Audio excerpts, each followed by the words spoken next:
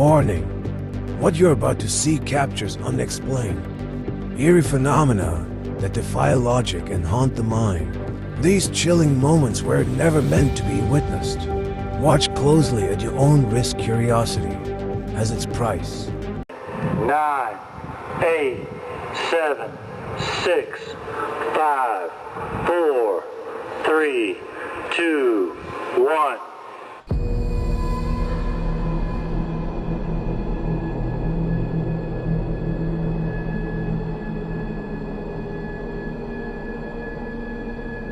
In this first video, an avid cave explorer on YouTube known by the channel name Exploring Abandoned Mines and Unusual Places is exploring an abandoned mine for the simple purpose of reviewing a flashlight. During the video, you can hear as the explorer goes into detail about the flashlight and demonstrates its use in the mine he's exploring. However, while talking to the camera about both the mine and the flashlight he's reviewing, the explorer hears what he first thinks to be wind blowing through the mine. Though many believe the audio sounds like a very disturbing whispering or talking sound.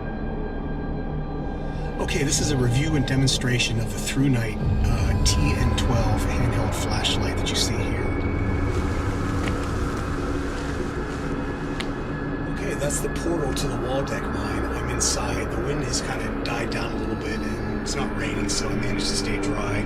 Of course, I'm inside this little alcove kind of, but anyway, you come down this little incline path and then big boulders here you have to climb over, and then the tunnel's right behind me this way. So let's check it out. Let's get in here. And like I said, this light has 5 levels. I believe it's on medium right now, which is level 3, so this would be high. And this would be turbo, which is really bright. And then this is Firefly, which is hardly anything. And then that would be low. And then medium. Medium seems to be the best one. Not too bright, not too dim. And then you can see how big these timbers are. That's about almost a foot in diameter, the big cross timber. So they had to put big ones in here to hold up all of this rock. You can see right here where some of these boards are bending. Do you hear that?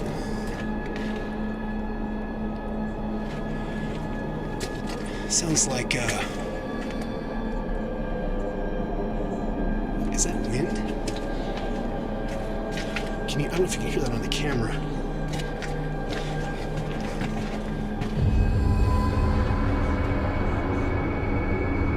Do you hear that?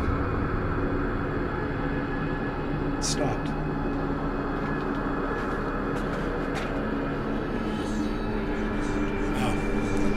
I don't know what that is. That doesn't sound like wind, but that's crazy. Don't know if that's a bird or I don't know what that is. It almost sounds like snakes, but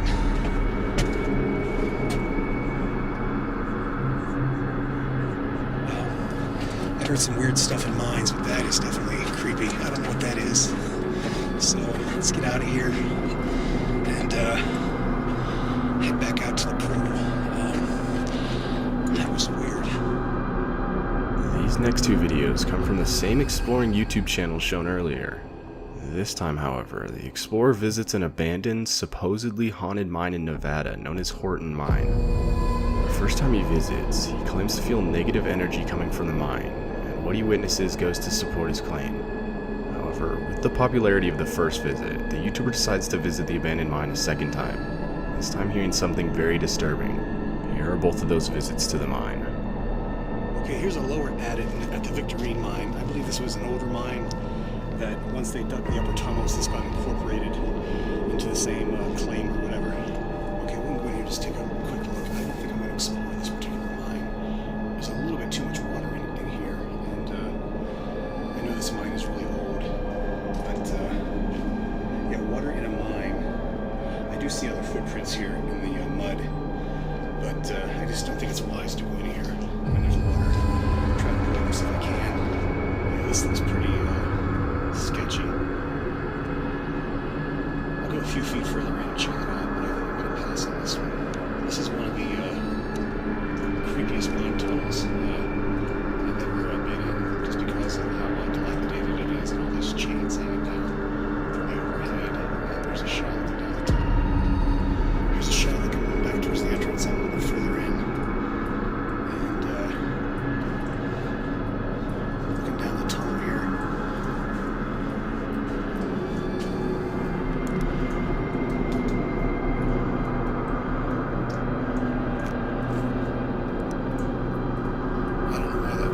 of swing back there.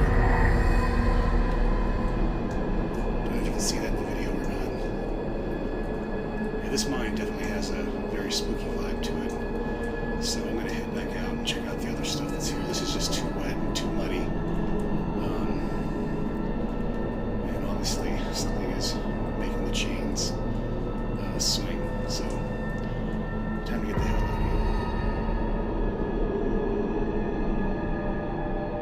Okay, the Horton mine still has some water coming out of it. You can see it kind of poured up here outside, and here's the portal. So let's go check this out, see if it's any drier than it was a year ago when I was last here. Okay, I'm further in than I was a year ago, and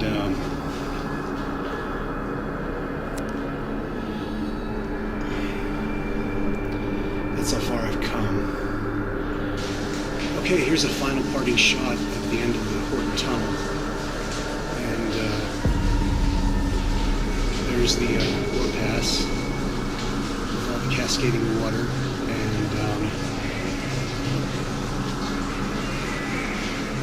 this thing.